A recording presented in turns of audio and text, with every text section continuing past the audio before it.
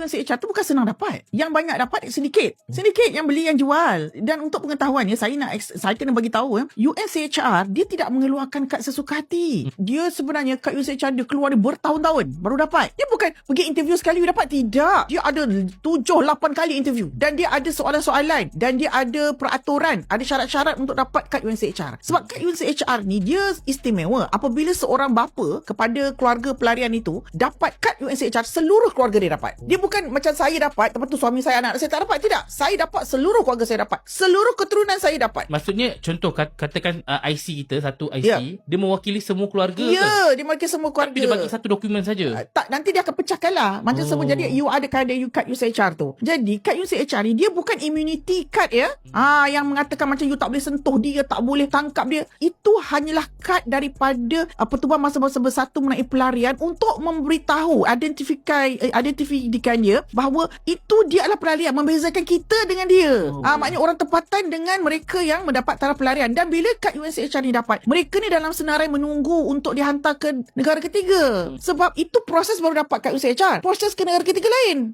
Dan memang sangat pasif. Saya terpaksa cakap UNCHR sangat pasif dalam memindahkan etnik Rohingya ke luar negara berbanding etnik lain. Sebab pertama, syarat untuk ke Amerika Syarikat, ke Kanada, ke Australia, ke United Kingdom dan mana-mana negara Eropah sangat ketat. Malah saya rasa temu bual kami, grup saya dulu dengan Pesuruhjaya mengenai pelarian, dia pun mengatakan bahawa pelarian Rohingya ni paling lambat sekali nak terima semua. Sebab dia tak educated. Kemudian taraf hidup dia, keadaan hidup dia menyebabkan negara dunia ketiga hanya memilih yang elok-elok saja di kalangan mereka yang dapat pergi tu kan, nampak rupa elok kan, yang hitam tepuk-tepuk dia tinggalkan dekat kita. So jadi itu masalah. Jadi yang Malaysia ni dia yang kita marah sekarang, kita tengah hadap ini betul.